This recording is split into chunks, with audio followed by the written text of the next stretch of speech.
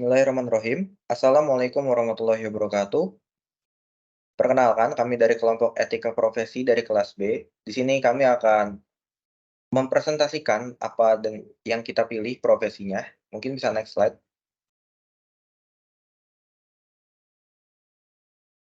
Di sini kami dari kelompok 9, di mana yang pertama ada Anugrah, dan yang kedua ada Revan Fajar Febriano, dan yang ketiga ada Anggi Nikmatun Zahra, dan yang keempat ada saya Rizal Firdaus. Next.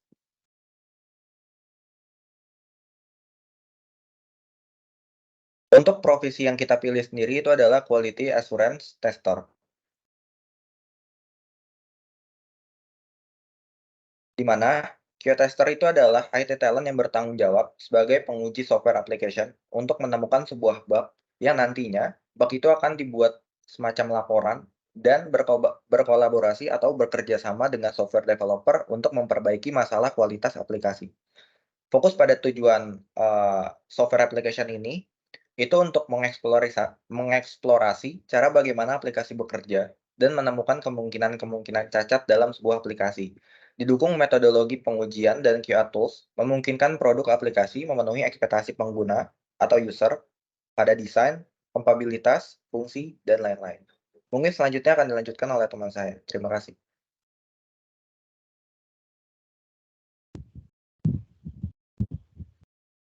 Terima kasih. Untuk penjelasan selanjutnya yaitu mengenai organik khusus untuk para QA tester. Menurut informasi, sampai sekarang belum ada organisasi yang khusus dibuat untuk para QA tester ini. Namun, di sini ada beberapa organisasi yang menaungi para engineers QA tester tersebut dan bergerak pada bidang QA testing.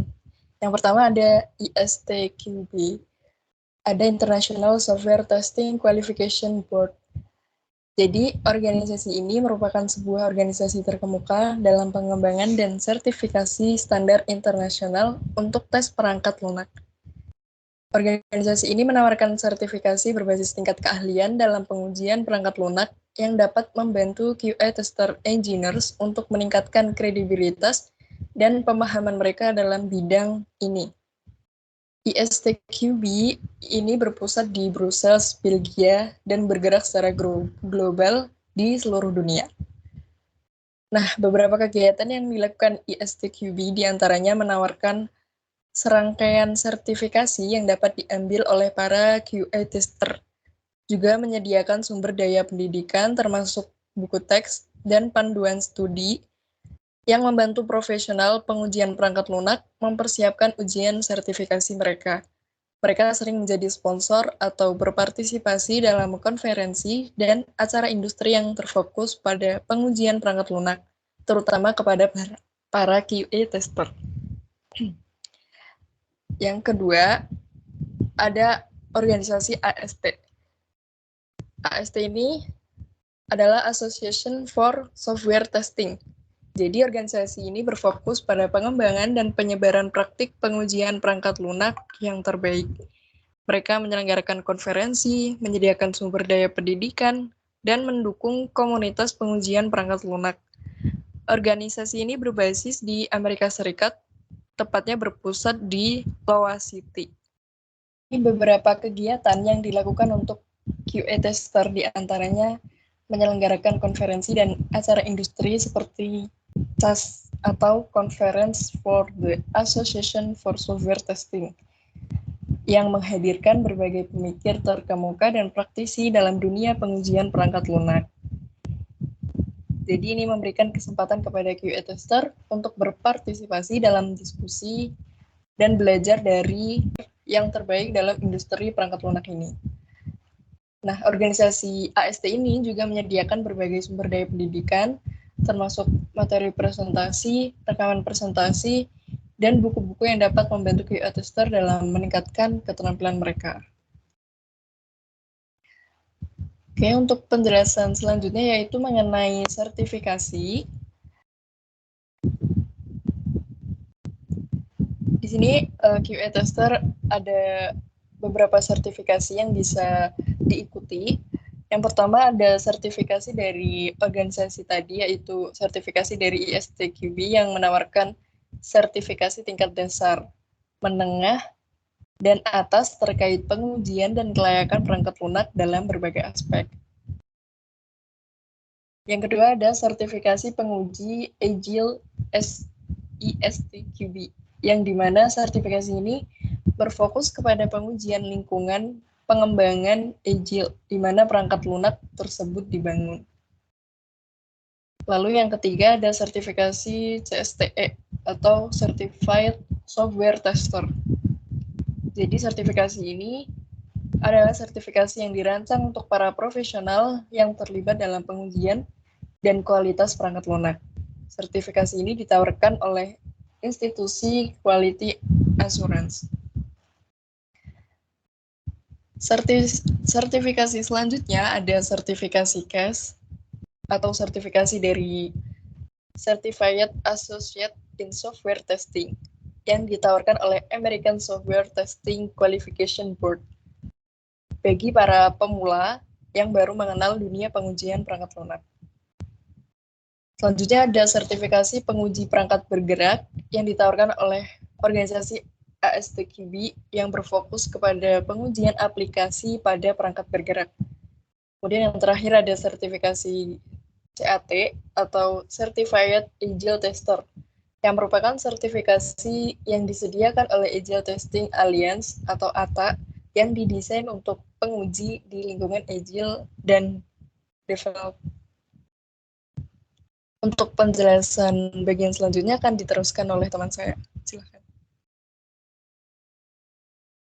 Ya, untuk penjelasan selanjutnya adalah isu etika pada QA tester. Yang pertama adalah patuh pada standar dan prosedur.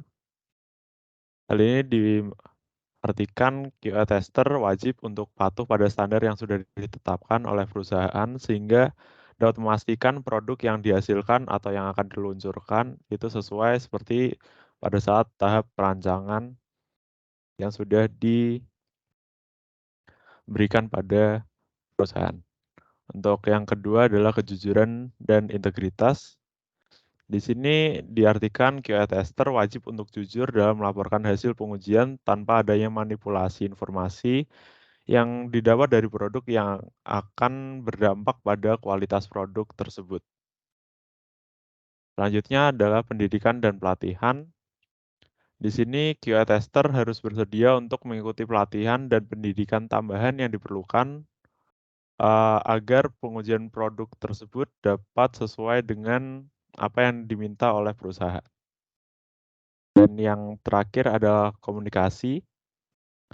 Di sini QA tester harus mampu berkomunikasi dengan baik dan jelas dengan tim pengembang untuk menyampaikan temuan pada saat pengujian tersebut berlangsung dengan tegas dan tepat.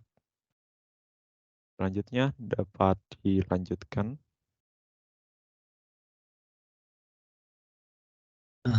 Oke. Untuk selanjutnya itu adalah contoh kasus yang berhubungan dengan QA tester pada bidang etika dan profesi. Mungkin di next slide. Oke, udah kelihatan. Untuk kasus yang pertama itu terjadi pada bulan September tahun 2015 dengan judul Volkswagen Emission Scandal, di mana perusahaan otomotif ini itu melakukan tindakan ilegal dengan memasangkan sebuah software pada kendaraan mereka untuk memanipulasi hasil pengujian emisi gas yang dikeluarkan kendaraan mereka. Hal tersebut melanggar undang-undang yang meregulasi pengeluaran emisi kendaraan di Amerika Serikat, yaitu Clean Air Act atau CAA. Agensi EPA atau Environmental Protection Agency dari Amerika Serikat menemukan bahwa perusahaan Volkswagen dengan sengaja memprogram mesin diesel mereka, yaitu TDI atau Turbocharged Direct Injection, untuk mengaktifkan kontrol emisi ketika diuji pada pengujian emisi di laboratorium, sehingga menyebabkan emisi gas NOx atau nitrogen oksida itu memenuhi standar regulasi yang dibuat oleh Amerika Serikat. Namun pada kenyataannya mesin tersebut mengeluarkan emisi gas nitrogen oksida sebanyak 40 kali lipat lebih banyak dibandingkan pada saat pengujian sebelumnya. Untuk seorang QA tester sendiri pastinya akan merasa dilema, karena di satu sisi mereka harus mengikuti arahan dari perusahaan tempat mereka bekerja, dan di sisi lain hal ini tentu saja melanggar etika pada pekerjaan mereka, di mana mereka harus jujur dan mengikuti peraturan yang ada. Next. Untuk kasus selanjutnya itu adalah Uber Greyball skandal pada tahun 2017, di mana sebuah media di Amerika Serikat yaitu New York Times itu memberitakan mengenai sebuah program yang digunakan oleh Uber untuk menghindari aparat penegak hukum di berbagai negara.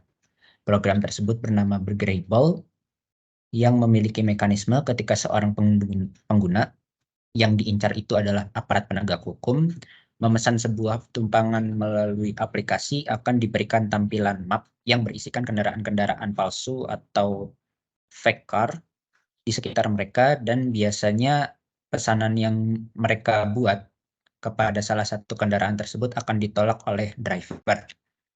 Terdapat beberapa alasan mengapa Uber melakukan tindakan ini, yaitu pembuatan Greyball. Salah satunya adalah Uber pada saat itu masih dianggap baru, sehingga belum adanya regulasi untuk keberadaan taksi online di beberapa negara, dan membuat kompetitornya atau taksi lokal itu merasa kehadiran Uber merupakan ancaman terhadap bisnis mereka. Alasan lain tentu saja untuk menghindari adanya operasi tangkap tangan yang dilakukan oleh aparat penegak hukum kepada driver mereka. Alasan terakhir yaitu demi keselamatan driver, tentu saja agar selamat dari kekerasan yang dilakukan oleh penegak hukum maupun driver taksi lokal yang merupakan pesaing utama Uber. Kalau melihat dari sisi pandang QA tester, program ini tentunya memiliki manfaat dan potensi yang dapat disalahgunakan secara bersamaan. Karena itulah, QA tester pastinya akan berhadapan dengan permasalahan etika yang ada.